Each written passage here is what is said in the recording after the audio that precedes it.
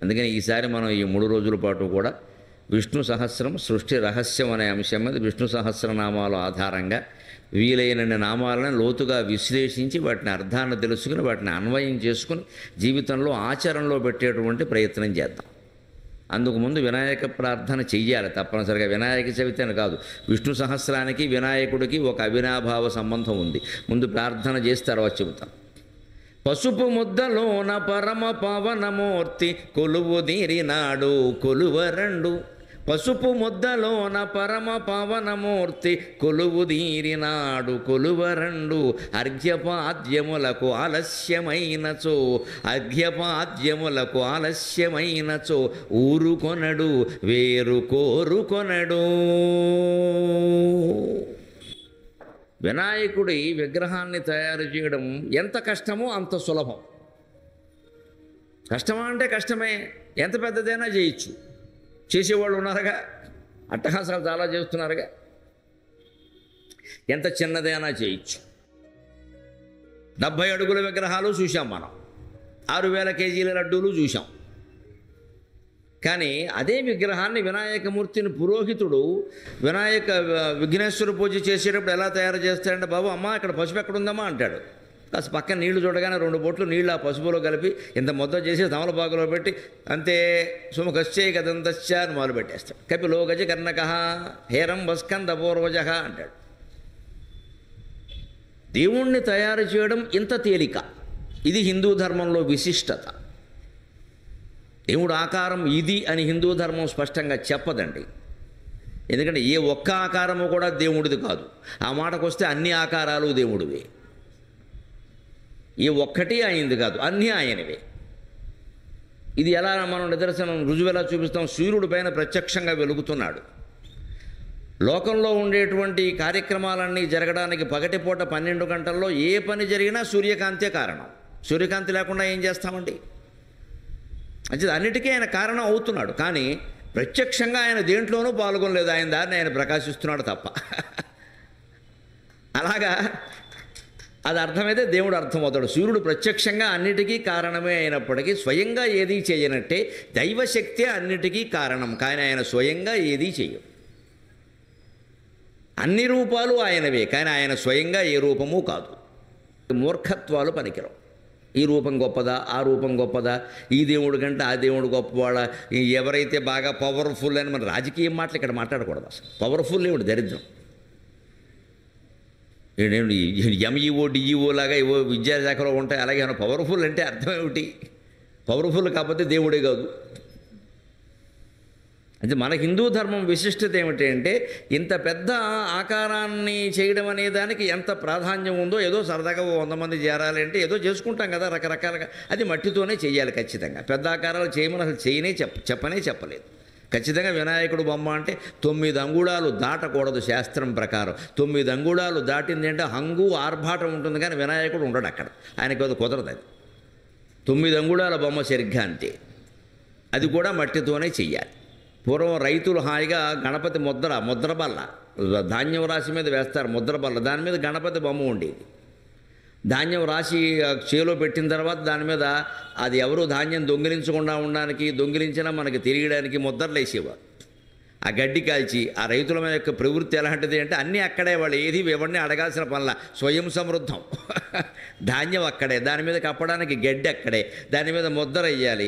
ఆ ముద్ర వేయడానికి నుసి కావాలి, నుసి కావాలి. ఆ గడ్డి కాల్చేవారు. అది మెత్తగా ఇలా చేసేవాడు ఒక ఆయన కూర్చొని. దాని మీద ఈ ముద్ర వల్ల ఆ ముద్ర ఆ నుసి ఆ ధాన్యం కుప్ప చుట్టూను, ఆ ధాన్యం కుప్ప చుట్టూ ఒక 5-6 చోట్ల పెట్టేవారు ఆ నుసి ఇలాగా. దాని మీద ఈ ముద్ర బల్ల పట్టుకెళ్ళి ఓ ముద్ర వేసేవాడు, గణపతి బొమ్మడి. అంత తేలిగ్గా దేవుణ్ణి తయారు చేసి ఆరాధించినటువంటి జాతి ఇవాళ లక్షలు కోట్లు ఖర్చు పెట్టేస్తున్నాం ఆరాధన కోసం. మళ్ళీ బయటికి వెళ్ళిన తర్వాత శుభ్రంగా గణేశ వైన్స్ అని పెట్టేయడం, మేము బాగుపడ్డామండి గణేశుడు వల్ల అంటాం. నీ ఆరాధన దేనికి? గణేశ వైన్స్ పెట్టడానికా? నేను ఎక్కడో చూశాను వినాయకుడి నామాల్లో ఏది దొరక్క ఇందాక మధ్యాహ్నం బయటికి ఎడుతూ చూసా, స్కంద పూర్వజ రెస్టారెంట్ అండ్ ఇంకోటి పెట్టారు, నమ శివాయ అనుకున్నాను. నేను తణుకు పవిత్రం అయిపోయిందిరా అనుకున్నాను. అసలు స్కంద పూర్వజకి అర్థం చెప్పమనండి పెట్టినవాడిని. తెలియదు. ఎవరో చెప్తాడు జ్యోతిష్యునికి ఎస్తో పెడితే కలిసి వస్తుందని చెప్తాడు. ఎస్ అంటే సారా కాబట్టి. బారు ఉండేదానికి పేరు స్కంద పూర్వజ, ఇంకెంతకంటే ఏం దొరకలేదా? నేను చూసి ఆశ్చర్యపోయాయి, ఇంత దారుణంగా ఉంది భక్తి అని. స్కందుడు అంటే కుమారస్వామి, ఆయనకంటే ముందు పుట్టాడు వినాయకుడు. ఆయన గౌరవించే విధానం మనం బారులోనా? మన పూజలు ఇలాగే ఉంటాయి. దేవుడు అంటే మన దృష్టిలో ఏమిటి అంటే మన ఇష్టం వచ్చినట్టు మనం బతికేయచ్చు. ఈ చేసిన వాటిలో వ్యవహారాలన్నీ ఆయన సరి చేసుకుంటాడు. ఎందుకంటే తొండం దగ్గర పువ్వు పెట్టేస్తే గొడవ వదిలిపోతుంది. అది తేలికైన పని. ఎంత పువ్వు పెట్టావు, ఎంత తొండానికి పెట్టావు, ఈ లెక్కలు వేసుకుంటూ కూర్చుంటాం మనం. ఇక అక్కడి నుంచి తొండం పూజ, రేపు ఆంజనేయ స్వామి వస్తే తోక పూజ. అసలు హనుమంతుడి జీవితం ఏమిటి, వినాయకుడి జీవితం ఏమిటి, మనం దాని నుంచి ఏం నేర్చుకోవాలి? ఇది అక్కర్లేదు. ఇంకా దాని నుంచి బయటపడడమే చైతన్యం. ఈ తోకలు తొండాలు లెక్క పెట్టుకుంటూ కూర్చోవడమే చేదస్తం. ఈ 3 రోజులు మనం విష్ణు సహస్రాన్ని చైతన్యపూర్వకంగా చెప్పుకుంటాం, చేదస్తం వదిలించే విధంగా చెప్పుకుంటాం. ఎంత తేలిక భగవన్మూర్తిని తయారు చేయడం నువ్వు మనస్సు దృష్టి పెడితే అంటే, పసుపు ముద్ద తీసుకుంటే చాలంతే. పసుపు ముద్దలోన పరమ పావనమూర్తి కొలువుదీరినాడు కొలువరండు. అంత పావనమూర్తి, అంత జగదేక పావనుడు. గణానాం త్వా గణపతిగం హవామహే కవిం కవీనాం ఉపమశ్రవస్తమం జ్యేష్ఠరాజం బ్రహ్మణాం బ్రహ్మణస్పద ఆనశృణ్వన్నూతిభిస్సీదసాదనం అని వేదంలోనే ప్రథమంగా ప్రార్థింపజేయబడినటువంటి బృహస్పతి స్వరూపం కూడా అయినటువంటి గణపతి ఇంత పసుపు ముద్దలో ఇమిడిపోతున్నాడండి. అది కూడా పసుపే. ఎందుకంటే పసుపు క్రిమి సంహారిణి. దేవుడు విగ్రహం దగ్గరికి ఎప్పుడు చీమలు దోమలు పురుగులు రాకుండా మనమే జాగ్రత్త పడాలి. ఆ విగ్రహాన్ని తయారు చేసేటప్పుడు, ఆ విగ్రహానికి నైవేద్యాలు పెట్టేటప్పుడు, ఆ విగ్రహానికి పూజలు చేసేటప్పుడు, దానికి దండలు వేసేటప్పుడు ఈ జాగ్రత్త తీసుకోవాలి. నా దారిని నేను వేసేస్తానని 16 దండలు దేవుడి మీద వేసేస్తే అందులో పురుగులన్నీ వినాయకుడి మీదే తిరుగుతూ ఉంటాయి. ఆయనకి చికాకు వచ్చేస్తుంది. ఎవడేమనండి నిన్న దండ అంటాడు. దేవుడి విగ్రహాన్ని మనం కాపాడుకోవాలంటే అది పురుగులు చేరకూడదు. అక్కడ చేరకుండా మనమే జాగ్రత్త పడాలి. అందుకే పసుపుతో వినాయకుడిని చేస్తే పురుగు చేరే సమస్యలే. చేరితే చచ్చిపోతుంది వెంటనే. పసుపు యాంటీబయాటిక్. పసుపు రాసుకుని స్నానం చేయమని అనడంలో ఉద్దేశమే అది. పసుపు యాంటీబయాటిక్. పైగా తడి తగిలిన చోట ఎప్పుడు పసుపు ఉండాలి. ఆడవాళ్ళకి ఎందుకు ఎక్కువ చెప్పారు అంటే, ఆడవాళ్ళందరూ పూర్వం ఇంట్లోనే ఉండేవారు, వంట పనే చూసేవారు, గృహిణి అనేవారు. గృహిణి అంటే ఇంట్లోనే ఉంటుంది కదా, ఎప్పుడు నీటిలో ఉండేవారు. సహజంగా బావి దగ్గరికి వెళ్ళడం, నీళ్లు తెచ్చుకోవడం, ఇంట్లో వంట వండుకోవడం. వంటింట్లోనూ తడే, నువ్వు దగ్గర తడే, దారిలోనూ తడే, బతుకంతా తడే. మరి ఈ తడికి కాళ్ళు ఒరిసిపోతాయి సహజంగా. మీకు ఎప్పుడైనా వానలో తిరిగినప్పుడు కాళ్ళ మధ్యలో వేళ్ల మధ్యలో కనుక ఒరిసిపోయి నెరిసిపోయినట్టు కనపడితే చిన్న మందండి పసుపు నూనె రాయండి, వెంటనే తగ్గిపోతుంది. ఏం కంగారు పడక్కర్లేదు. దానికి డాక్టర్ దగ్గరికి వెళ్ళక్కర్లేదు. కాస్త నూనె పసుపు రాసి పైన కొద్దిగా నూనె రాసేస్తే అయిపోయాయి. కాస్త నూనె మధ్యలో మెల్ల రాసేసి దాని మీద పసుపు అంటించేస్తే అయిపోతుంది. అంత అరగంటలో పోతుంది. పసుపు నూనె అంత గొప్ప మందు. బొమ్మను కూడా పసుపుతోనే ఎందుకు చేస్తారు, తమలపాకుతో అంటే పసుపు పవిత్రం అంటే అర్థం. పవిత్రం అంటే ఆరోగ్యం. దయచేసి గుర్తుపెట్టుకోండి. పవిత్రం అంటే ఆరోగ్యం, అపవిత్రం అంటే అనారోగ్యం. లక్ష్మీకరం అంటే ఆరోగ్యం, శని అంటే అనారోగ్యం. అంతకంటే శని అయినా ఒకడు ప్రత్యేకంగా ఉండి మన నెత్తిమి కూర్చోడు. పిచ్చి నమ్మకాలు పెట్టుకోవద్దు. వాడికి బోళ్ళు పనులు ఉన్నాయి. మన నెత్తిమి వాడు కూర్చుంటాడు. పైగా నా నెత్తి మీద అసలే కూర్చోడు, ఖాళీ లేదు. నన్ను పట్టుకునే ఇది శనికి లేదు, పట్టుకోలేడు. సాధ్యంగా జుట్టు లేదు, ఏం పట్టుకుంటాడు? అనవసర భయాలు పెట్టుకోవద్దండి. వాడు ఎవడు వచ్చి మన పట్టుకోడండి. అక్కడ శని అంటే అనారోగ్యం అమ్మ. గోళ్ళు కొరికితే శని అన్నారు. శని అంటే ఏంటి? నువ్వు గోళ్ళు కొరకడం చూసి వెంటనే శని నీ దగ్గరికి వచ్చి సెల్ఫీ దిగుతాడా? వీడు గోళ్ళు కొరికాడు, వీడిని పట్టుకోవాలి, వాడికి పనే లేదా? నవగ్రహాల్లో ఒక గ్రహం శని, ఆ మాత్రం తెలియదా? సూర్యుడికి అతి దూరంగా ఉండేటువంటి గ్రహం శని, అతి నెమ్మదిగా నడిచేటువంటి గ్రహం శని. అందుకే శనిని సంస్కృతంలో శనైశ్చర అంటారు. శనై అంటే సంస్కృతంలో మెల్లగా. శనై అని కావ్యాల్లో ఉపయోగిస్తున్నట్టు మెల్లగా అని అర్థం. శనైశ్చరతీత శనైశ్చరక. నవగ్రహాల పరిస్థితి తెలిసే పెట్టారు ఆ మాటలు. వాళ్ళు శాస్త్రజ్ఞులే. వాళ్ళు కేవలం కవిత్వం చెప్పలేదు, ఊహించలేదు. వాళ్ళు తపోమయమైన దివ్య దృష్టితో నవగ్రహాలను మొత్తం పరిశీలించారండి మహర్షులు. ఇవాళ గొట్టాలు గొడుగులు పెట్టి వీళ్ళు ఎంత పరిశోధన చేస్తున్నారు. వాళ్ళు ఏ గొట్టాలు ఏ గొడుగులు లేకుండా మనస్సుని గొట్టంగాను గొడుగుగాను సమస్తంగా చేసుకుని తపోమయమైన దృష్టితో చూశారు. కాబట్టి ఆ విషయాలు వాళ్ళకి తెలిసాయి. యోగాభ్యాసం చేసేవారు ఎవరైనా గట్టి అభ్యాసం చేసి పూరక కుంభకం అంటారు, గాలి పైకి పీల్చిన తర్వాత ఇక్కడే ఈ కుంభకంగా మధ్యలో ఆజ్ఞాచక్రం దగ్గర అట్టి పెట్టేటప్పుడు ఆ కుంభకాన్ని బాగా అభ్యాసం చేస్తే ఏళ్ల తరబడి వాడి దృష్టి ఆ వాయువు ఏమవుతుందంటే వాడు అక్కడ బతుకుండగానే అలా ఉండగానే ఈ బ్రహ్మరంధ్రం దాటి బయటికి ఎడుతుంది, కొద్దిసేపు బయట విహరించగలుగుతుంది. అప్పుడు సూర్యలోకాన్ని చంద్రలోకాన్ని చూడగలుగుతాడు. యోగాభ్యాసంలో అంత శక్తి ఉంది. మనం దాన్ని ఏదో ఆరోగ్యం కోసం, జిమ్ కోసం, జమ్మ కోసం, ఫిజికల్ ఫిట్నెస్ కోసం ఈ దరిద్రపు మాటలు వాడద్దు. ఇంగ్లీష్ వచ్చి మొత్తం చెడగొట్టింది జనాన్ని. అపూర్వమైన, అతీతమైన, లోకాతీతమైన, గుణాతీతమైన ప్రయోజనాలని ఇంగ్లీషు భాష కారణంగా ఒట్టి శరీరం కోసం, ఆరోగ్యం కోసం, ఆడాళ్ళని ఆకట్టుకోవడం కోసం ఈ దిక్కుమాలిన మాటలు అన్నీ వచ్చాయి. ఎందుకు ఈ ఫిజికల్ ఫిట్నెస్? దేనికి? ఎవరి ముందో పోజు కొట్టడానికా? నీ శారీరకమైన ఆరోగ్యం అంతా ఎందుకు అంటే a sound mind in a sound body అంటారు. అదే ఆంగ్లంలో నీ ఆరోగ్యమైన శరీరం ఉంటే ఆరోగ్యమైన మనస్సు ఉంటుంది. ఆరోగ్యమైన మనస్సు అంటే భగవంతుని చేరే మనస్సు, లౌకిక విషయాలు ఆలోచించే మనస్సు కాదు. లౌకిక విషయాలు ఆలోచిస్తే అనారోగ్యమే. అలాగే వాళ్ళు కనిపెట్టారని చెప్పి శనైశ్చరహ అని పేరు పెట్టారు. శాస్త్ర విజ్ఞానం కాదా అది?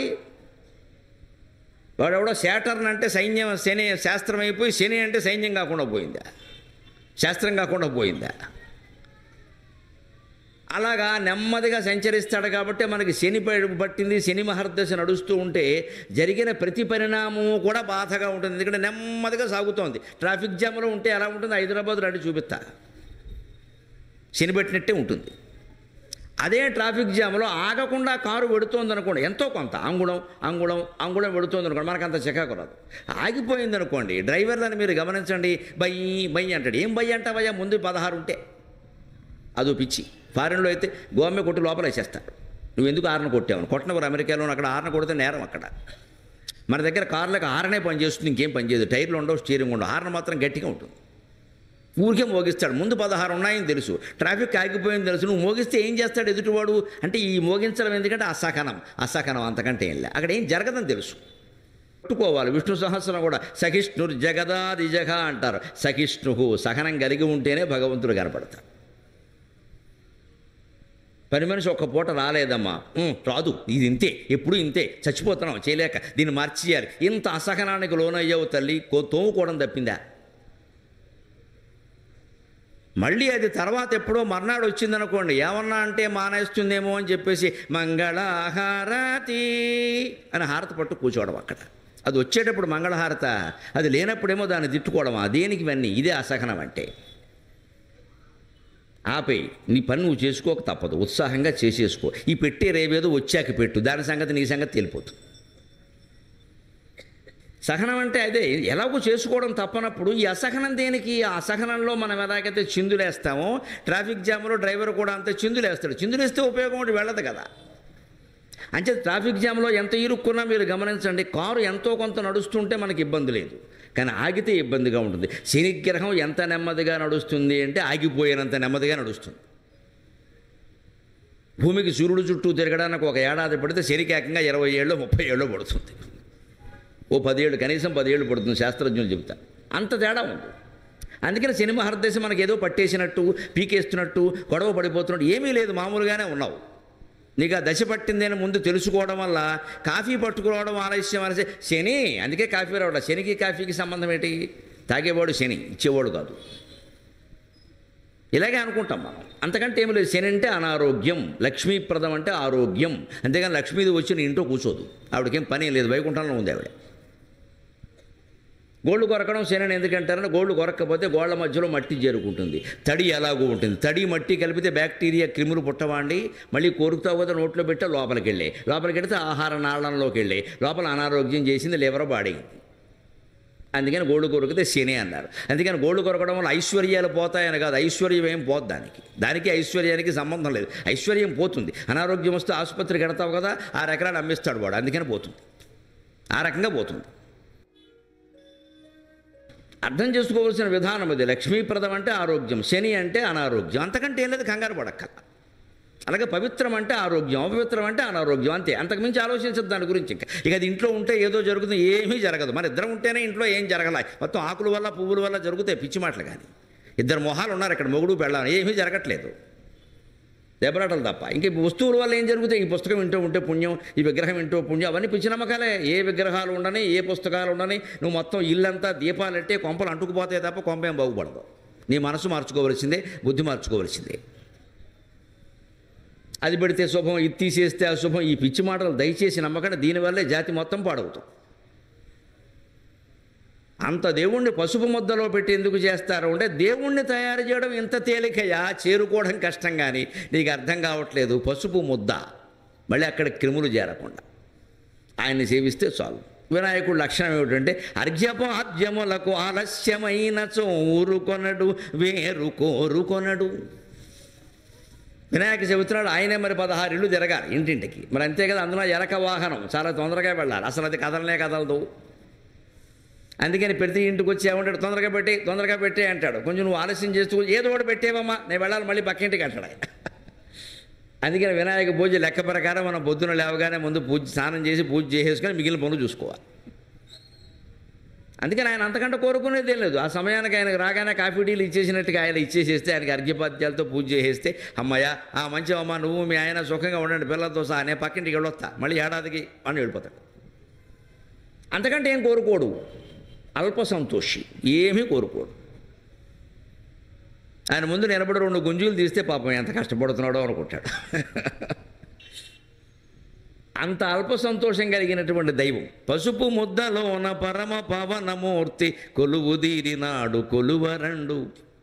అర్ఘ్యపాద్యములకు ఆలస్యమైన ఊరుకొనడు, వేరు కోరుకొనడు. అటువంటి వినాయకుడు గ్రంథస్థం చేసినటువంటి విష్ణు సహస్రాన్ని మనం 3 రోజుల పాటు చెప్పుకోబోతున్నాం. భారతాన్ని వ్యాసుడు 1700 శ్లోకాల్లో రచించాడు. తెలుగులో నన్నయ, తిక్కన, ఎర్రన మొత్తం ముగ్గురు కలిపి 21,697 పద్యగద్యాలు రచించారు. అంత 1,00,000 శ్లోకాల భారతాన్ని వీళ్ళే 21,697 గద్య పద్యాలకి తగ్గించారు. అంటే ఇంచుమించు 5వ వంతు. ఎన్నో విషయాలు భారతంలో చెప్పాడు. అందులో అన్నీ తెలుగు పాఠకులకు అనవసరమనే వీళ్ళు తగ్గించారు. కొన్ని చోట్ల పెంచారు. మన కవిత్రయం ఎక్కడ అనౌచిత్యం చెయ్యలేదు. ఏది అవసరమో అదే చెప్పారు. అన్నీ మనకు అనవసరం. అవసరమైన వాళ్ళు మూల భారతం చదువుకుంటారు, దానికే ఉంది. కానీ వినాయకుడు ఆ 1,700 శ్లోకాల భారతాన్ని కూర్చుని రాశాడు. చాలా ఓపికగా రాశాడు. పైగా ఈయనకి స్థూలకాయం, తొడలావు, మెడలావు, తొండం లావు, అన్నీ లావే. కూర్చుని రాశాడు. మహా ఓపికగా రాశాడు. అందుకే మొత్తం భారతంలో సారాంశంగా 3 రత్నాలు చెబుతారు. త్రిరత్నములు అంటారు. తిక్కన గారు ఆ త్రిరత్నాలు కూడా అనువాదం చేసేటువంటి అవకాశం తిక్కన గారికే వచ్చింది. ఏమిటా త్రిరత్నాలు అంటే, భగవద్గీత 1, విష్ణు సహస్రం 1, సనత్సుజాతీయం 1. భగవద్గీత మనకు తెలుసు. యుద్ధం సందర్భంలో కృష్ణుడు అర్జునుడికి చెప్పాడు. విష్ణు సహస్రం భీష్ముడే ధర్మరాజుని, కృష్ణుడిని అందరినీ కూర్చోబెట్టి చెప్పాడు. అదే మనం ఇప్పుడు 3 రోజులు చెప్పుకోబోయి. ఇక సనత్సుజాతీయం అనేది యుద్ధానికి ముందు ధృతరాష్ట్రుడు యుద్ధం గురించిన ఊహల వల్ల ఆయన మనస్సంతా పాడైపోయి సంక్షోభంలో ఉంటే విదురుణ్ణి పిలిచి 4 మంచి మాటలు చెప్పమని అడుగుతాడు. అప్పుడు ఏర్పడింది సనత్సుజాతీయం ఏర్పడిన విధానం అది. విదురుణ్ణి పిలిచి, ఈయన ధృతరాష్ట్రుల్లో ఒక లక్షణం ఏమిటంటే, మనస్సు బాగా లేనప్పుడల్లా ప్రవచనాల క్యాసెట్లు మనం కారులో వింటూ ఉంటాం చూడండి, వింటాడు, ఏదీ చెయ్యడు. చాలా మహానుభావుడు ఆయన. మనము అంతే. శుభ్రంగా కారులో ఇలా కీ తిప్పగానే ఎవరిదో ప్రవచనం వచ్చేస్తుంటాయి. మా కారులో ఎప్పుడు ఆయన ప్రవచనాలు ఉంటాయి, ఊరికే ఉంటాయి. అదో క్యాసెట్, నువ్వేమీ చెయ్యవు మాకు తెలుసు. ఇక కీ తిప్పగానే వస్తుందంటే ఎక్కడ మొదలైంది, అది మధ్యలో మొదలైంది. ఏమీ వినలా. మళ్ళీ ఏదో ఆపావు, బ్రేక్ వేసావు, ఆగిపోయింది. ఏం విన్నావు? మన బుర్రకు పట్టేసే విషయం ఏంటంటే, ఆ మాటలు వినడమే పుణ్యం. విను, 1000 జన్మలు విను, ఏమీ బాగుపడవు. చెప్పినవాడు బాగుపడతాడు క్యాసెట్లు అమ్ముకొని. అంటున్నావు అంటే, ధృతరాష్ట్రుడు విదురు నీతి విన్నట్టు వినకూడదు. ధృతరాష్ట్రుడు 100 నీతులు విన్నాడు, ఏదీ ఆచరించలేదు. పైగా ఏమనేవాడంటే, మనస్సు బాగోలేదు విదురా, 4 మాటలు చెప్పు అంటే, విదురుడు సైకాలజిస్ట్ అనమాట, కౌన్సిలింగ్.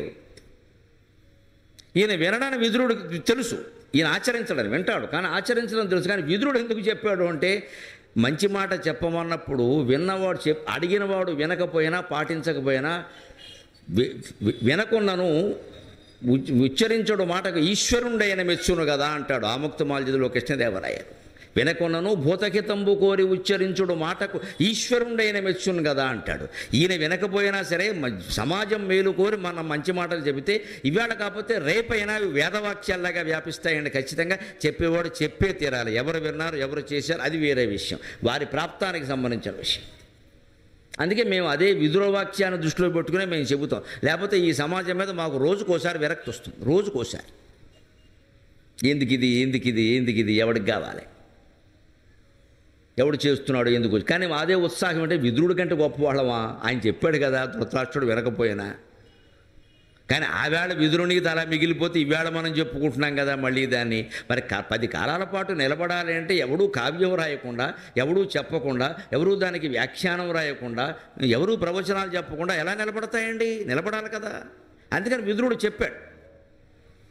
ఆ చెప్పినప్పుడే ఈ లోకతత్వం అంతా చెప్పాడు, రాజనీతి అంతా చెప్పాడు, ధర్మం అంతా చెప్పాడు. అదంతా విన్నటువంటి ధృతరాష్ట్రుడు మధ్యలో ఆయన పరబ్రహ్మతత్వం అని 2 సార్లు మాట్లాడేసరికి ఆ బ్రహ్మతత్వం ఏమిటో చెప్పవయ్యా అన్నాడు. ఆసక్తి ధృతరాష్ట్రుడికి అంతరాత్మలో ఘర్షణ ఉందండి. అతను మనం ఏదో దుర్మార్గుడి కింద భావించక్కర్లేదు. దుర్యోధనుడు దుర్మార్గుడు, కానీ ధృతరాష్ట్రుడు దుర్మార్గుడు కాదు. దుర్మార్గాన్ని అడ్డుకోలేకపోయిన అశక్తుడు అంతవరకే. ఆయనకి స్వయంగా దుర్మార్గుడు అనడానికి వీల్లేదండి ఆయన్ని. దుర్యోధనుడు దుర్మార్గుడు, కానీ దుర్మార్గాన్ని అడ్డుకోలేకపోయిన అశక్తుడు. ఎందుకంటే పుత్ర వ్యామోహం కారణంగా, అంతకంటే ఏం లేదు. నా ఆనందం అంతా పుత్రుల్లో ఉంది అనుకున్నాడు ఆయన. మనలో చాలామంది అలాగే అనుకుంటారు, మా అబ్బాయి బాగుండాలండి, మా అబ్బాయికి ఏమైనా అయితే నేను తట్టుకోవాలండి. అది వ్యాధి. ఎవరికైనా చూపించుకో వెళ్ళి. వాడికి ఏదో అయితే నువ్వు తట్టుకోలేకపోవడం ఏంటి? పెద్ద కబులు చెబుతున్నావు ఇక్కడ. పుత్రప్రేమ కదా, వాడిని కూడా జడగొడుతుంది. నీకేమైనా అయితే నేను తట్టుకోలేనని వాడు మొహం మీద అంటే మన్నా నుంచి వాడు బ్లాక్ మెయిలింగ్ మొదలు పెడతాడు. మా బాబు తట్టుకోలేడు. ఇక తట్టుకోవాలి, చాలా కష్టాలు తట్టుకోవాలి. నీకేమన్నా అయితే ముందు తట్టుకోవాల్సింది నువ్వు నాయన. కన్నాం కాబట్టి మీ అమ్మ నేను బాధపడతామని చెబితే అది భగవద్గీత మనకు అర్థమైనట్టు లెక్క. అప్పుడు వాడికి అర్థం అవుతుంది, జాగ్రత్తగా ఉంటాడు. నాన్న జాగ్రత్తరా తాగితే తాగేవు కానీ కొద్దిగా తాగితే తాగేవు కానీ అంటే గోమె కొట్టక కొద్దిగా తాగరానా, తాగేకి ఏదైనా తినరా ఎన్ని చెబుతారో. ఇంకా తాగమని మానమని చెప్పరండి. తాగామంటే ఇంటికి రానమని తోసేస్తాను బయటికి, పైడిపర్లో అడుక్కోవలసిందని చెప్పాలంతే. అప్పుడు వాడు వింటాడు. ఎందుకంటే మన వాళ్ళని మనం ఎలా వదులుకుంటాం? ఇంకా ధృతరాష్ట్రుడికి మనకి తేడా ఏముంది? ఇంకా అంతే. అది ఎన్ని దుర్వ్యసనాలు ఉన్నా వాడిని పోషిస్తాం మనం. వాడికి పెళ్లి కూడా చేస్తాం ఇంకో జీవితం నాశనం చేయడానికి. పైగా మన అజ్ఞానం ఎలా ఉంటుందంటే పెళ్ళి అయితే బాగుపడతాడని. వాడేం బాగుపడ్డా అనుమానం ఏమీ లేదు అక్కడ. పైగా అమ్మాయి చెడింది అనవసరంగా. దుర్వ్యసనాలు ఉన్నవాడికి పెళ్ళి ఎందుకు చేస్తారో తల్లిదండ్రులు అంటే మొహమాటం లేకుండా చెబుతున్నా. ఎందుకు చేస్తారో తెలుసా? ఈ మొత్తం వ్యాపారం ఆ అమ్మాయి మీద గెంటేయడానికి. ఇవాళ బాధ్యత తప్పింది. ఇంకా చూసుకోవాలండి. ఏం చూసుకుంటుందమ్మా? నువ్వు కన్నావా కొడుకుని? మీ ఆయన మీ ఎదురు నువ్వు కలిసి కన్నారా? 25 ఏళ్ల పాటు నువ్వు వాడిని మార్చలేకపోయారా? పెళ్ళి అయిపోగానే ఆ పిల్ల చూసుకుంటున్నా, ఆ పిల్ల గొంతుకోవడం కాదండి, బాధ్యతను గెంటేయడం మనం. పైగానమ్మా పిల్లొచ్చిన వేళ వేళ అన్నిటికీ వేళ. ఇంకా మనకి పెళ్ళి అయినా మా వాడు మారలేదు. ఎవరు చెప్పారండి పెళ్ళి అయితే మారతారు? పెళ్ళి అయితే మారతారు? మారారమ్మా ఎవరు. పెళ్ళికి మారడానికి ఏమో సంబంధం లేదు. అలా చేయకూడదు అసలు. అది నువ్వు అసలు ఇవన్నీ వదులుకుంటేనే నీకు పెళ్ళి లేతలేదు బో అని చెప్పాలి. అంతే. వాడు దెబ్బకి మారతాడు. వాడు కూడా వాడే చూసుకుంటాడు. అంతగా చెప్పాల్సి వస్తే మా వాడికి ఇవి ఉన్నాయేమో, మీకు ఇష్టమైతే పిల్లలు కూడా లేతలేదని చెప్పాలి. అలా ఎవడో ఇవ్వకపోతే ఇవ్వపోనాయి ఏమైంది? అబ్బాయి మనం ఎవరని చెప్పమండి అలాగా. మా వాడు బంగారు కొండ, ప్రతివాడు సర్టిఫికేట్. అప్పుడు అందుకే ధృతరాష్ట్రులు మనలో చాలామంది ఉన్నారు. ఆయన అనుకోక్కర్లేదు. పైగా తర్వాత చెడిపోతే తల్లి తండ్రి ఇద్దరూ కలిసి ఆ అమ్మాయి వచ్చాకే కొంచెం ఇలా తయారయ్యడం. ఇదివరకు అంత లేదు, ఇదివరకు కొంచెం గ్లాసే, ఇప్పుడు సీసా. బా అమ్మాయి వచ్చి సీసా ఇచ్చిందా వీడికి? ఏడాదైనా ఇస్తుందండి?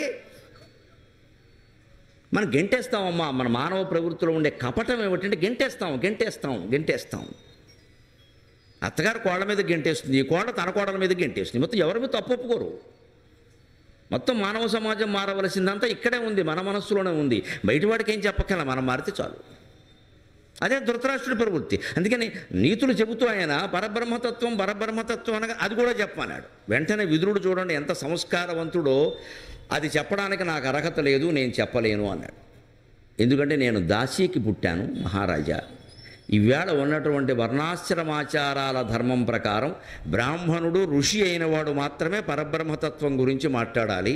నేను శూద్రుణ్ణి కాబట్టి, దాసీకి పుట్టాను కాబట్టి నేను మాట్లాడడానికి వీల్లేదు, చట్టం ఒప్పుకోదు, ధర్మశాస్త్రం ఒప్పుకోదు. అంటే మరి ఎలాగయ్యా, నాకు తెలవాలి కదా అంటే, మీకెందుకు నేను చెప్పిస్తాను కదా అని ఒక్క క్షణం 10 నిమిషాలు అక్కడ కూర్చుని అపూర్వమైనటువంటి ధ్యానం చేసి సనత్కుమారుణ్ణి ప్రార్థించి కిందికి దింపించి సనత్ సుజాతుణ్ణి ఆయన చేత చెప్పించారండి. విదురుని యొక్క గొప్పతనం అది. ఇప్పుడు ఎవరు బ్రాహ్మడో ఎవరు శూద్రుడో తేల్చండి. దేవతల్ని కిందికి దించగలిగిన శక్తి ఉంది విదురుడికి, అంత తపస్సంపన్నుడు. కానీ ఆనాటి వర్ణాశ్రమాచార ధర్మాలు ఏ ఉన్నాయో అవి పాటించాడు ఖచ్చితంగా. నీకు ఎంత శక్తి ఉన్నా సరే సమాజం విధించినటువంటి నియమ నిబంధనల ప్రకారమే నువ్వు ఉండాలి, అతిక్రమించడానికి వీల్లేదు. ఎందుకంటే ఇవాళ విదురుడు శక్తిమంతుడు కాబట్టి అతిక్రమిస్తే రేపు ఇంకో అశక్తిమంతుడు కూడా అతిక్రమిస్తే నేను ఎందుకు చేయాలంటాడు. అతనికి అంత నిష్ట లేదు, విదురుడికి ఉంది. అందుకే ఆయన ఈనాడు ఉన్నటువంటి చట్టాలు సంప్రదాయాల ప్రకారం పరబ్రహ్మతత్వాన్ని గురించి బ్రహ్మజ్ఞాని అయిన వాడు బ్రాహ్మణుడు చెప్పాలి. నేను బ్రహ్మజ్ఞాని అయితే కావచ్చు, కానీ పుట్టుకరీత్యా నేను బ్రాహ్మణుడు కాదు. పోనీ ఈయన కాదనడానికి లేదంటే వ్యాసుడు స్వయంగా ఆయన పుట్టుక కారణం, వ్యాసుని కుమారుడు బ్రాహ్మణుడు కాదా? కానీ నా తల్లి దాసి. నేను ఇప్పుడు చెప్పడం మొదలు పెడితే ఈ ఉపన్యాసాలు ఇలాగా మొత్తం రకరకాల వాళ్ళందరూ మొత్తం ఉపన్యాసాలు ఇస్తారు. ఏమీ తెలిసినా తెలియకపోయినా సరే, నువ్వేంది మాట్లాడేది, మేము మాట్లాడదాం అంటారు. దానికి కొన్ని అర్హతలు ఉంటాయి, తప్పదు, భరించవలసింది. ఈనాటి చట్టాలు అలా ఉన్నాయి. చట్టాన్ని అతిక్రమించని నేను గౌరవిస్తున్నా. అందుకని నాకు తెలిసినా సరే నేను చెప్పను మహారాజా, కానీ మీరు ఆసక్తి చూపిస్తున్నారు, కావాలంటున్నారు కాబట్టి నేను చెప్పిస్తాను అని అక్కడే కూర్చొని ఆయన ధ్యానం చేసి సనత్సుజాతుడిని, సనకుడు, సనందనుడు, సనత్కుమారుడు, సనత్సుజాతుడు అని 4 వైకుంఠం కంటే పైన ఉండే సత్యలోకంలో ఉంటారు. వాళ్ళ బ్రహ్మమానస పుత్రులు. బ్రహ్మ వాళ్ళని పుట్టించి వీరంతా ప్రజాపతులై సంతానాన్ని వృద్ధి చేయండి, పెళ్ళిళ్ళు చేసుకోండి అంటే ఈ కర్మ మాకెందుకు వచ్చింది, లేనిపోను మళ్ళీ పెళ్ళని, ఇంగ్లీష్ మీడియం అని, ఎల్కేజీ అని, యూకేజీ అని, టెక్నో స్కూల్ అని, ₹1,00,000 ఫీజు ఎవడు కడతాడు? ఇదంతా ఈ గోల. ఇంత చేస్తే ఈ కొడుకులు కొరివి పెడతారో చదువు చదువుతారో మనకి తెలియదు. ఎందుకు వచ్చింది, మేము చేసుకోమన్నారు. అందుకే బ్రహ్మదేవుడికి కోపం వచ్చి వాళ్ళ 4గురిని, బ్రహ్మదేవుడికి కూడా కోపం వస్తుందమ్మా, ఎందుకు రాదు? అందుకని కోపం వచ్చి, నేను చెప్పిన మాట వినకుండా ఉంటారా మీరందరూ ఎప్పుడు ఎన్నేళ్ళు వచ్చినా సరే 5 ఏళ్ల పిల్లల్లా ఉండమన్నాడు. అలాగే ఉన్నారు వాళ్ళు. సనకుడు, సనందనుడు, సనత్కుమారుడు, సనత్సుజాతుడు 4 కూడా 5 ఏళ్ల పిల్లల్లాగే ఉంటారు. వాళ్ళకి అపారమైన జ్ఞానం ఉంది. వాళ్ళ వయస్సును బట్టి వాళ్ళని తక్కువ అంచనా వేయద్దు. నఖలు వయస్ తేజసో హేతు అంటాడు భర్తృహరి. నఖలు వయస్ తేజసో హేతు. వయస్సుకి ప్రతిభకి సంబంధం లేని విషయాలు లోకంలో చాలా చూస్తాం మనం. చిన్నపిల్లలు అద్భుతమైనటువంటి శక్తిని ప్రదర్శిస్తారు, జన్మాంతర సంస్కారం అవి ఉంటాయి. అటువంటి సనత్సుజాతుడిని పిలిపించి ఆయన చేసి చెప్పించాడు. అగో ఆ సనత్సుజాతీయం 3వ రత్నం.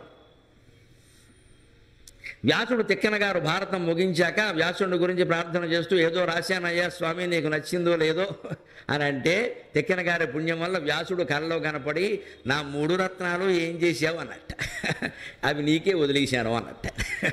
తిక్కన గారు వాటిని అనువాదం చెయ్యాల.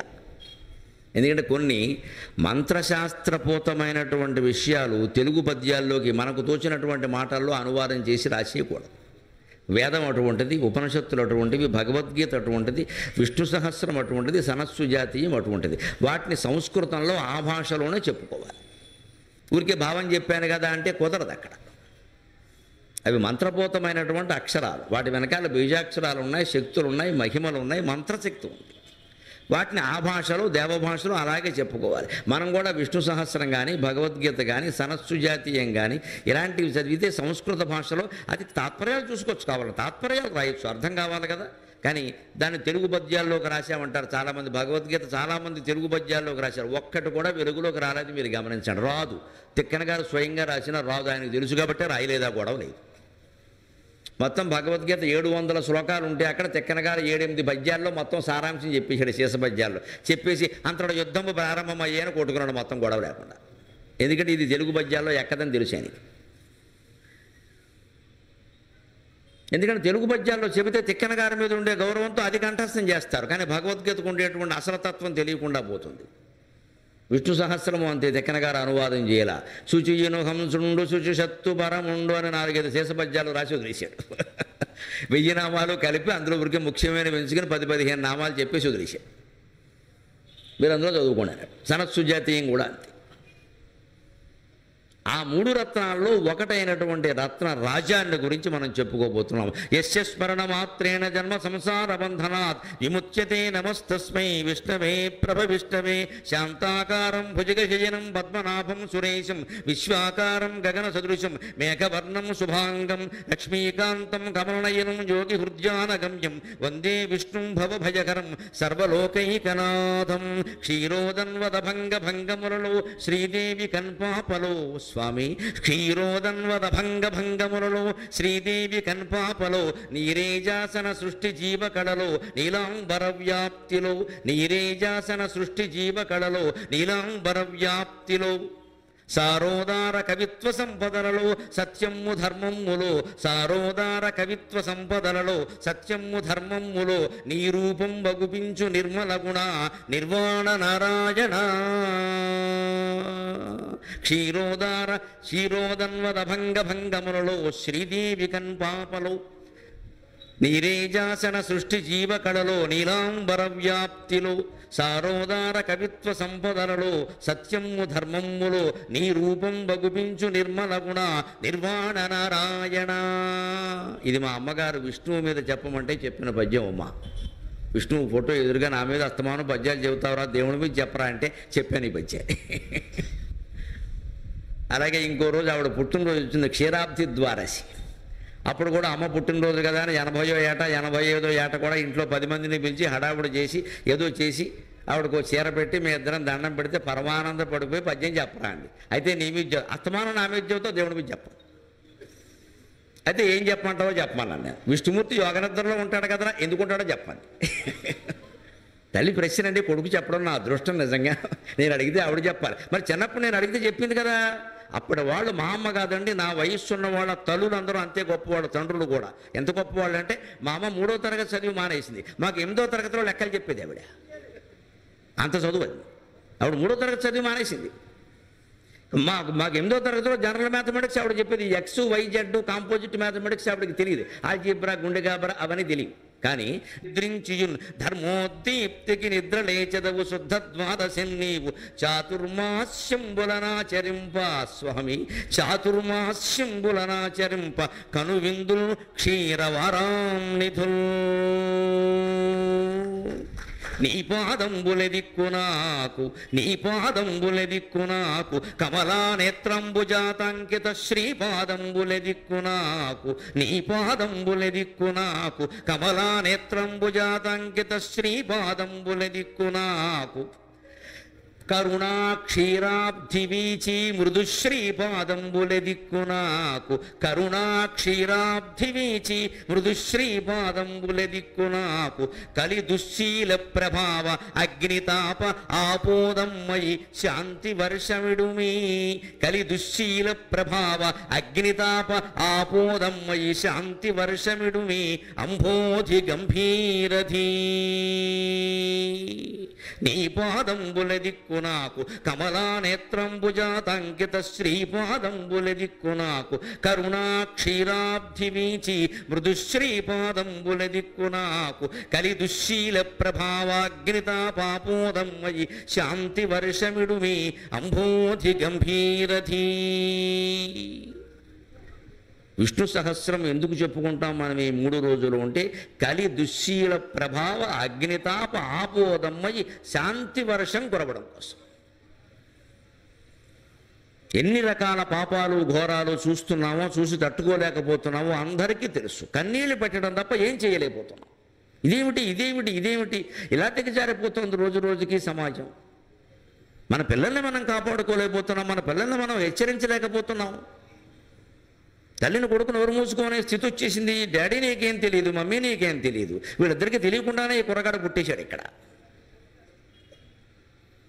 ఇంత చేస్తే అనేవాడు 5 ఏళ్ల కుర్రాడు. డాడీ నీకేం తెలియదు, మమ్మీ నీకేం తెలియదు. ఎందుకంటే వాడు అన్నదే నాకు గాలే. ఇదే కలి దుశ్శీలము అంటే. దీని ప్రభావం అగ్నితాపం కంటే ఎక్కువ. కానీ ఎంత అగ్నితాపాన్నైనా వర్షం పోగొడుతుంది. భవదావ సుధావృష్టికి పాపారణ్యదవానళ అంటారు లలితా సహస్రంలో. భవదావ సుధావృష్టికి, ఈ జీవితం ఒక దావాగ్నిగా మారిపోయినప్పుడు అమ్మవారి యందు భక్తి అనేది సుధావర్షంలా పనిచేస్తుందిట. భగవద్భక్తి అంత గొప్పది. అందుకని మనం ఈ 9 రోజులు వినాయక నవరాత్రుల పేరు మీద భగవద్భక్తి గురించి చెప్పుకుంటాం. నేను చెప్పినా, పెద్దలు మైరవలపు వారు చెప్పినా, ఇంకొకరు చెప్పినా అంతా అదే విషయం చెప్తారు. ఈ పండుగలు, పబ్బాలు, ఆరాధనలు 9 రోజులు, తర్వాత 10 రోజులు, తర్వాత 20 రోజులు, ఇవన్నీ ఎందుకు అంటే ఈ రకమైనటువంటి కాలక్షేపం ఒకటి లేకపోతే మీరు గమనించండి, ఈ సమయంలో ఈ సభ లేదనుకోండి, ఎవరెవరు ఎక్కడుంటారో వారి అంతరాత్మకే తెలుసు, నేను చెప్పక్కర్లేదు. పోనీ కనీసం ఈ 3 రోజులు ఆపాం కదా, ఇంకో 3 రోజులు మైలవరపైన ఆపుతాడు కదా, ఆపని చూద్దాం, నష్టమే ఉంది, ఏదో జరగాలి కదా. దీనివల్ల ఏదో ఒరిగిపోతుందని కాదండి, కానీ జరగడానికి నిశ్చయించిన దుష్కార్యాలు జరగకుండా ఇది ఆపగలుగుతుంది. ఇంతమంది ఇక్కడ కూర్చున్నారు, చాలు. బాగుపడ్డానికి ఈ ప్రపంచం సరిపోదా? ఈ ఆశావాదమే దైవం. దైవభక్తి కూడా, ఆధ్యాత్మిక శక్తి కూడా ప్రపంచాన్ని మార్చలేకపోతే ఇక మార్చగలిగింది ఏమీ లేదు. ఎందుకంటే ఇవాళ సమాజ స్థితి ఎలా ఉందంటే, సమాజం ఒక వృక్షం అనుకుంటే కొమ్మలు ఏదో చీడపట్టడమో, రెమ్మలు చీడపట్టడమో, ఆకులు చీలిపోవడమో కదమ్మా, వేళ్ళు కుళ్ళిపోయాయి ఇవాళ. అక్కడి నుంచి మందు వేసుకుని రావాలి, దానికోసమని చెట్టు పీకామా కొంపలు అంటుకుంటాయి, మొత్తమే పోతుంది. అంచేది మొత్తం సమాజం, ప్రపంచం, సృష్టి అనేటువంటి వృక్షానికి శ్రీ మహావిష్ణువే వేరు కాబట్టి ఆ వేరునే మనం ప్రార్థిస్తాం. ఆయన నువ్వు పుట్టించిన సృష్టిని నువ్వు మార్చుకోవాలయ్యా అంట. అందుకోసమే కలు దుశ్శీల ప్రభావ అగ్నితాప ఆపోదమ్మయ్యి శాంతి వర్షమిడుమి అన్నాను నేను పంచం. ఈ అగ్నితాపానికి మేఘంలాగా, ఆపోదంలాగా పనిచేసి, మేఘంలా పనిచేసి సుధావర్షాన్ని కురిపించి మాకు శాంతి కలిగించవయ్యా. పత్రికలు చూడలేకపోతున్నాం, టీవీలు అసలే చూడలేకపోతున్నాం, వినలేకపోతున్నాం. అందుకని ఈ భయంకరమైనటువంటి విషయాల నుంచి మన మనస్సు కాస్త ఉపశమనం పొందాలి అంటే భగవత్ కారుణ్యం ప్రసరించాలి. ఆ కారుణ్యం ప్రసరించడానికి అవగాహనా శక్తి కోసమే మనం విష్ణు సహస్రం చెప్పుకుంటాం. యస్య స్మరణమాత్రేణ జన్మ సంసార బంధనాత్ విముచ్యతే నమస్తస్మై విష్ణవే ప్రభ విష్ణవే. విష్ణు సహస్రానికి భాష్యం రాస్తూ శంకరాచార్యులు వారు అంటారు ఈ మాట.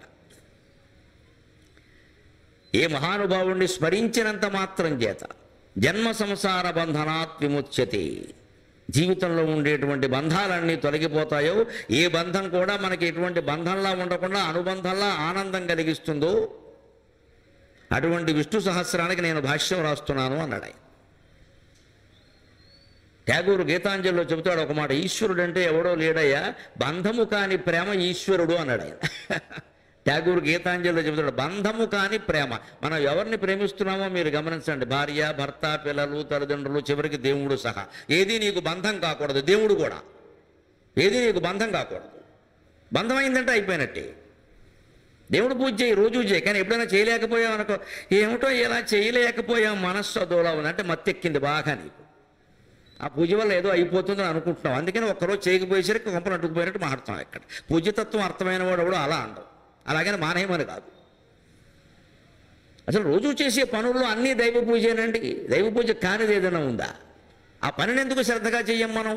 దైవ పూజ అంటూ ప్రత్యేకంగా ఒకటి పెట్టేసరికి మన మనస్సులో ఏమైందంటే, మిగిలింది ఎలా గడిపినా కూడా ఆ గంట శుభ్రంగా మడిగట్టేసుకుని కొబ్బరికాయ కొట్టేసి అక్కడ కూర్చుంటే సరిపోయింది. ఇదో నాటకం మొదలెట్టాం ఇక్కడ. ఈ గంట మడిగడతావా, తర్వాత మొత్తం దడిగడతావా బయటికి వెళ్ళి? అంటే దేవుడి దగ్గర నాటకమా ఇక్కడ, కన్సెషనా?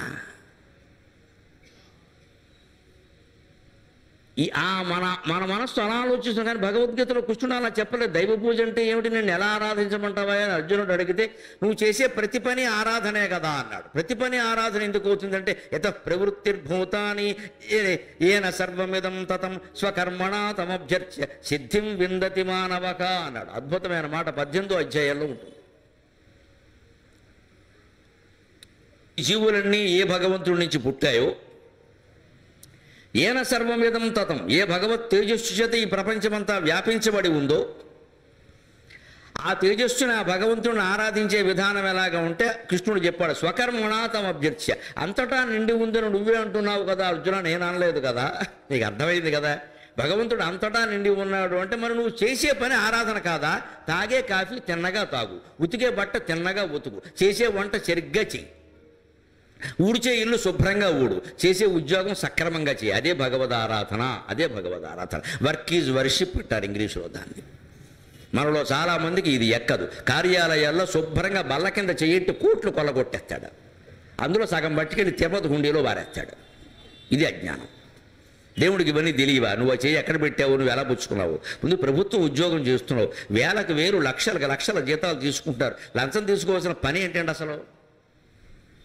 దురాశ కాకపోతే అది మానడు. పైగా ఇంత బొట్టెడతాడు, అడ్డంగా ఇంత, నిలువుగా ఇంత పెడతాడు. ఎందుకంటే ఎదుటివాడిని భయపడడానికే. అయ్యి బాబాయ్, ఆయన అసలు పూజ చేసుకుని ఇంత బొట్టెట్టుకుంటే కానీ బయటికి రారండి. అంత బొట్టు ఎందుకంటే ప్రజలను మోసం చేయడానికి. నిజంగా పూజ చేసుకుంటూ రహస్యంగా చేసుకున్నారు, అంత బొట్టు పెట్టి బయటికి రావక్కర్లేదు, అవసరమేం లేదు దానికి. మామూలుగా తిలకం బొట్టు పెట్టుకుని రావచ్చు. అంత యాక్షన్ చేస్తున్నాడంటే ఓవర్ యాక్షన్ అది.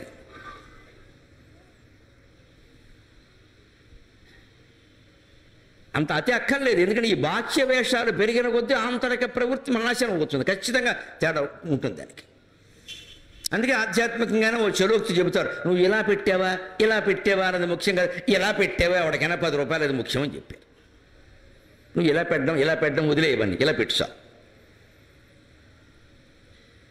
అది ఇవ్వాల్సి వచ్చేసరికి పని మనిషికి 10 రూపాయలు ఎక్కువ ఇవ్వాలన్నా మనకి బాధే. వాడు బాగా బలిసిపోయి, మనం బలిసిపోలేదు, వాడు ఒక్కడే బలిసిపోయారు పాపం. నిమ్మన వర్గాలన్నా బడుగు బలహీన వర్గాలన్నా మనకంత లోకువ. వాళ్ళు ఎదగకూడదు, వాళ్ళు ఏం చేయకూడదు, వాళ్ళు కష్టపడినా సరే వాళ్ళు అలాగే ఉండాలి. ఎందుకంటే మనం తొక్కడానికి ఒక మనిషి కావాలి కదా.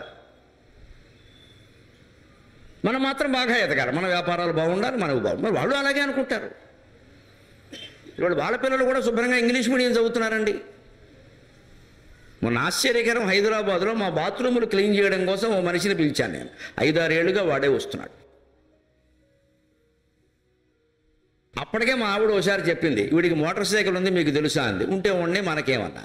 వాడు చెప్పిన శుభవార్త ఏమిటంటే, బండి మీద మా ఆవిడ దింపుతుంటే వాన కురుస్తుంది, అందుకని మా పిల్లలకు కారు కొంటున్నాను. నమ శివాభ్యాం నవ యౌవనాభ్యాం అనుకున్నాను.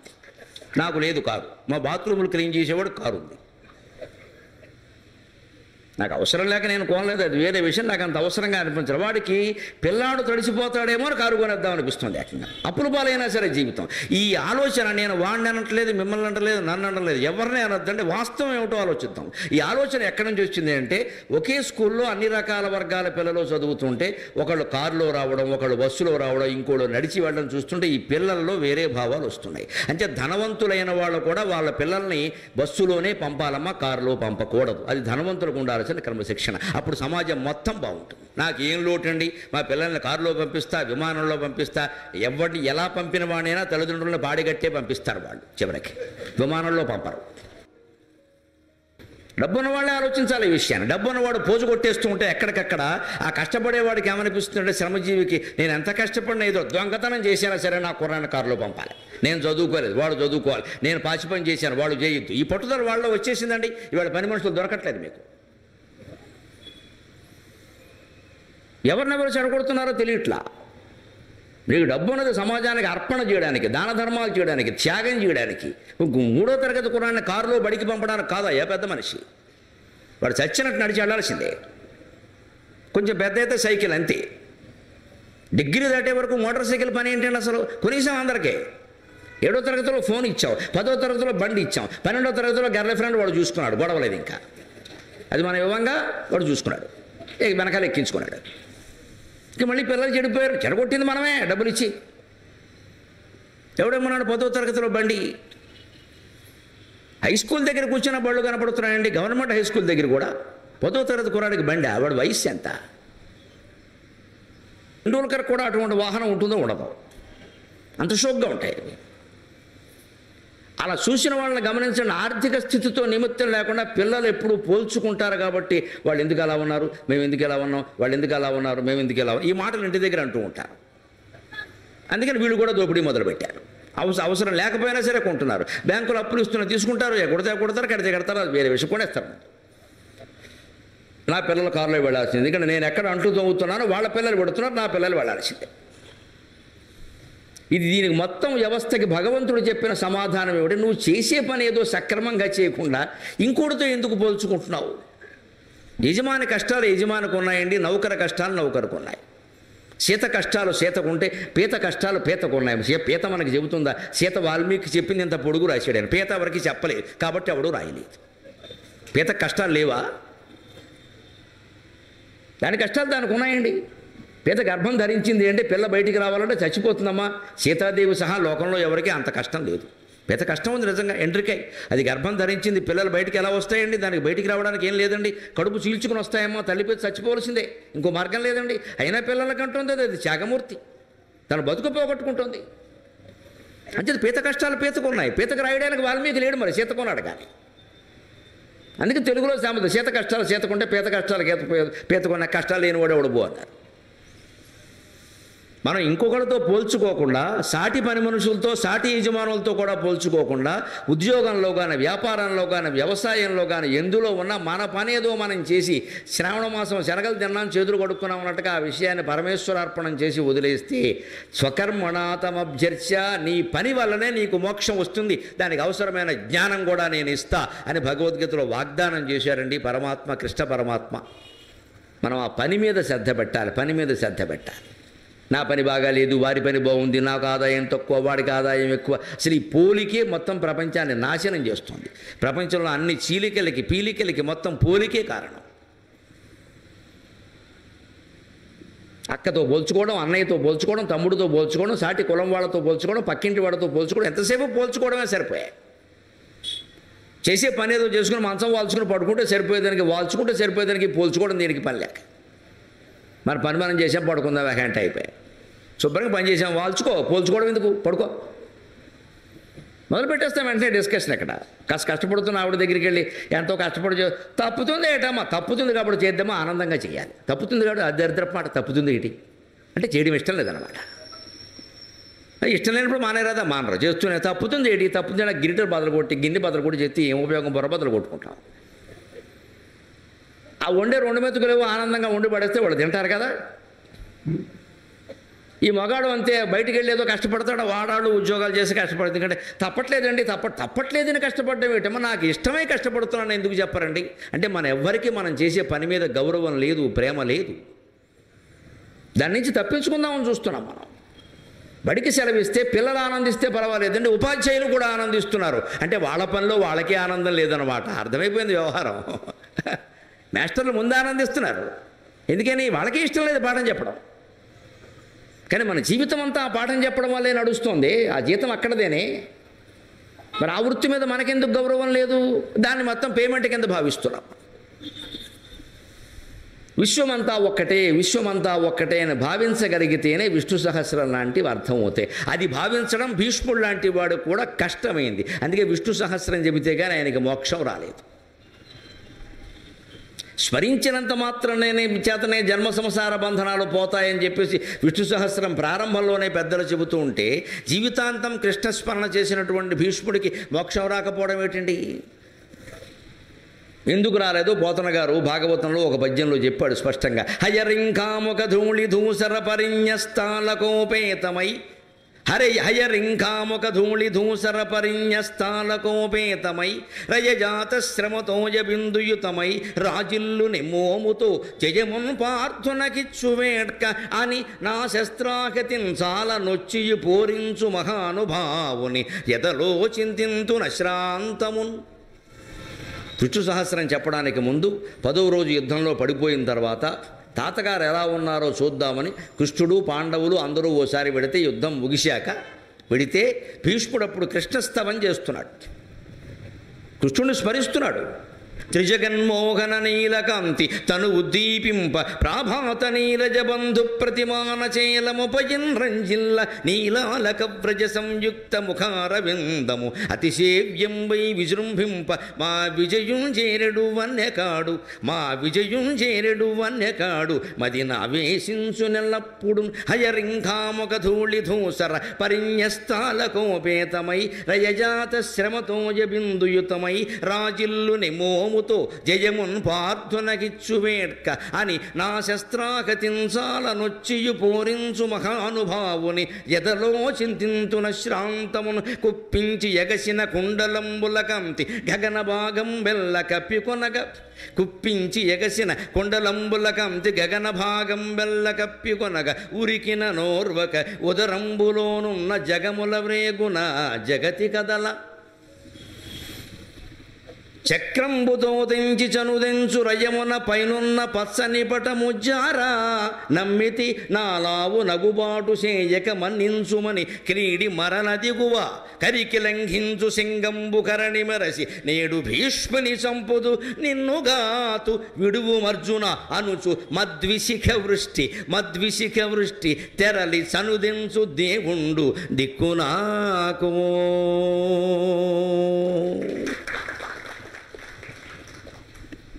అద్దుకున్నా కూడా అందంగా ఉంటాయి, కానీ దుమ్ము పడితే అందంగా ఉంటుందా? లాజిక్ అంటే అది. తర్కంలో కవిత్వంలో తత్వం అక్కడ ఉంటుంది.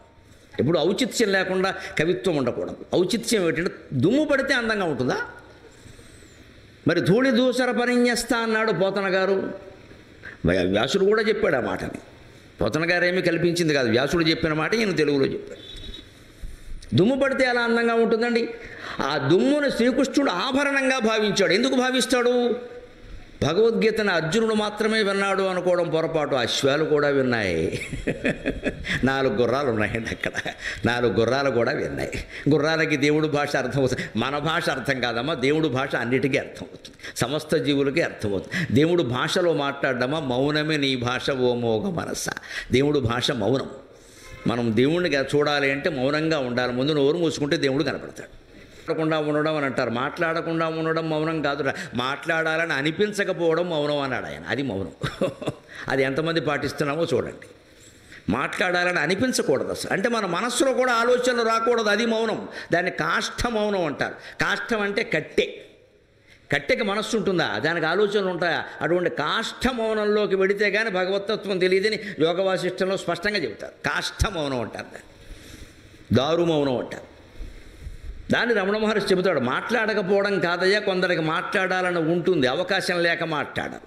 అదిగాక ఇంకొంతమందికి మాట్లాడకపోవచ్చు, కానీ వాళ్ళ లోపల ఆలోచనలు రాగద్వేషాలు అని నడుస్తూ ఉంటాయి. మనందరికీ తెలిసేది. మనకి బీపీ వచ్చేస్తుంటుంది, ఎదుటి ఎవరూ లేరు.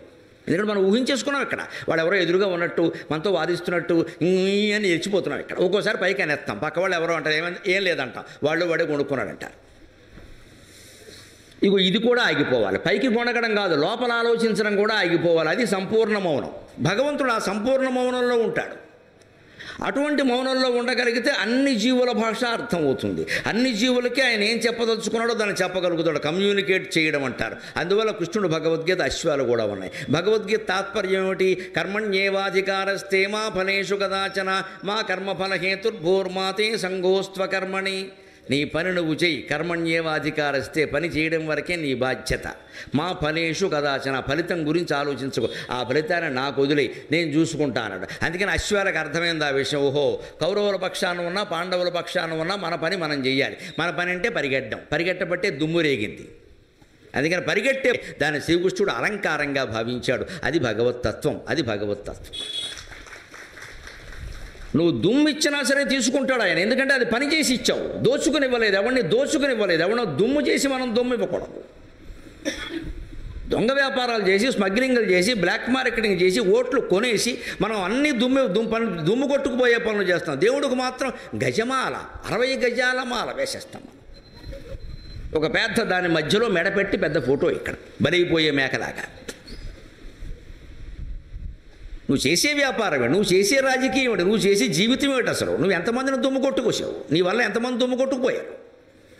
అది ఉండదు. శుభ్రంగా పొలాలు ఆక్రమించు, స్థలాలు ఆక్రమించు, అన్నీ ఆక్రమించు. ఎందుకంటే అధికారాన్ని ముందు ఆక్రమించాం కదా. దేవుడికి మాత్రం గుడి కట్టే, దానికి పెద్ద దండ వేసి. ఇటువంటి వాళ్ళు ఏమి ఇచ్చినా దేవుడు పుచ్చుకోడు. ఎన్ని దండలు ఇచ్చినా పుచ్చుకోడు, కోట్లు ఇచ్చినా పుచ్చుకోడు. మన కోట్లతో ఆయనకి పని లేదు. సృష్టి అంతా అయింది. ఆయన దేవుణ్ణి మించిన కోటీశ్వరుడు ఎవడు ఇంకా పుట్టల. మన అజ్ఞానం వల్ల మనం అనుకుంటాం అంత మేము చాలా వైభవం కాదు, కావాల్సింది నీతి కావాలి, భగవంతుడికి ధర్మం కావాలి. నీ వైభవంతో ఆయనకి నిమిత్తం లేదు. జీవితంలో నీతిగా ఉన్నామా? ఎవరిని దోచుకోకుండా బతికావా? వాడెవడో దుమ్ము కొట్టుకుపోతే దాని మీద మనం సంపాదించుకున్న దొంగ వ్యాపారాలు చేసేసి కల్తీలు కూడా చేసేసి దాంట్లో ఇది దీంట్లో అది అన్నీ కలిపేసి పైగా ఈ వ్యాపారం అంటే నేను వినాయక చవితి నాడే ప్రారంభించానండి, అందుకే కలిసి వచ్చింది. కల్తీ కూడా వినాయక చవితి నాడే ప్రారంభించావా? కల్తీ ప్రారంభించమని వినాయక నామాల్లో ఎక్కడైనా ఉందా? పైగా ఈ కల్తీ వ్యాపారం వినాయక చవితి నాడు ప్రారంభించానని చెబుతున్నావా సిగ్గు లేకుండా? వినాయకుడు ఏడవాలా నవ్వాలా? ఆ జీవితంలో ఆ నీతి, వృత్తి చేసిన, వ్యవసాయం చేసిన, ఉద్యోగం చేసిన, వ్యాపారం చేసిన, ఇంట్లో కాపురం చేసిన నీతి ఉందా లేదా, శీలం ఉందా లేదా, ధర్మం ఉందా లేదా, లేకపోతే మన పూజలన్నీ మొత్తం దండకండి, నాకేం మొహమాటం లేదు చెప్పడానికి, మొత్తం దండగా వల్లకట్లో పోసినట్టే లెక్క. ఒక నీతి లేదు, శీలం లేదు, ధర్మం లేదు, బజార్ను తిరుగుతున్నాం ఇష్టం వచ్చినట్టుగా. మనం మాత్రం పూజలు చేసేస్తాం బ్రహ్మాండంగా. ఊళ్ళో ముత్తైదువులందరినీ పిలిచేస్తాం. ఇక్కడ ఎంతమంది ముత్తైదువులను పిలిస్తేవమ్మా, నువ్వు నీతిగా ఉన్నావు లేదు నువ్వు ఆలోచించుకో, ఉంటేనే పూజ ఫలిస్తుంది, లేదా ఫలించదు. ఆడదైనా అంతే, మొగాడైనా అంతే, ఏం మొహమాట పడాలి నేను చెప్పడానికి. సమాజంలో ఆ పరివర్తన వచ్చి తీరాల్సిందే. మనం ఉండడం ఎవడో చెప్పడానికి వీల్లేదు మనకి. మా ఇష్టం వచ్చినట్టు ఉంటాం, మీరెవరు చెప్పడానికి? అందుకే దేవుడు కూడా వాడు ఇష్టం వచ్చినట్టు వాడు ఉంటాడు. జీవుడికింత స్వేచ్ఛ ఉంటుంది, దేవుడికింత స్వేచ్ఛ ఉంటుంది. కానీ గుర్రాలను ఎందుకు దేవుడు, గుర్రాల గీతల నుంచి వచ్చిన దుమ్ముని దేవుడు నుదుటి మీద ఆభరణంగా ఎందుకు ధరించాడు అంటే, అవి అమాయక జీవులు, వాటి కళ్ళకి గంతలు కట్టారు, ఇలా నడుపుతున్నారు, అది పరిగెట్టడం తప్ప దానికి ఇంకోటి ఏం తెలియదు. దుర్యోధనుడు గుర్రమైనా అర్జునుడు గుర్రమైనా పరిగెట్టడమే తెలుసు. ఎవరు ఓడారు ఎవరు నెగ్గారు అన్న దాంతో దానికి నిమిత్తం లేదు. అందుకని వాటి పని అవి చేసాయి. నేను భగవద్గీతలో చెప్పిన ప్రకారం పని అవి చేసినప్పుడు ఫలితాన్ని నాకు ఇచ్చినప్పుడు నేను స్వీకరించాలి కదా. బంగారం ఇస్తే స్వీకరించినట్టే దుమ్ము కూడా స్వీకరిస్తున్నా అని అలక ఉపేతమై హయరింఘాముఖ ధూళి ధూసర పరిన్యస్తాలకోపేతమై అన్నాడు పోతాడు. ఆ చెమటను ఆనందంగా భరించినట్టే, ముంగురులను ఆనందంగా భరించినట్టే దుమ్మును కూడా భరించాడు ఆయన. అందుకని నిజాయితీగా పనిచేసేవి, కష్టపడి పనిచేసేవి. ఇంత గడ్డి పెట్టారు వాటికి, గుర్రాలకి ఏదో గుగ్గిళ్ళు పెడతారు, అంతకంటే ఉంది. వాటికి ఏమి ఇంక్రిమెంట్లు ఇవ్వరు కదా, పింఛన పథకాలు లేవుగా, గుర్రం పింఛన పథకం అని. వాటికి పెట్టేది ఏదో పెట్టారు, అది కాస్త గడ్డి పెట్టినందుకు, గుగ్గిళ్ళు పెట్టినందుకు అది ఎంతో కష్టపడి పనిచేసింది. మరి మనం జీతాలు తీసుకుని మనం ఎంత కష్టపడి పనిచేస్తున్నాము? ఇంకా జీతం కంటే వేరే ఎందుకు ఆలోచిస్తున్నాము? నా బాణాల దెబ్బలకి తట్టుకోలేక అర్జునుడి చేత యుద్ధం చేస్తున్న శ్రీకృష్ణుడికి నమస్కారం. ఇది నమస్కారమా తిరస్కారమా? ఇది కనిపించని అహం అంటే భీష్ముడిలో ఉందంటే మనలో ఎంత ఉందో ఆలోచించుకో.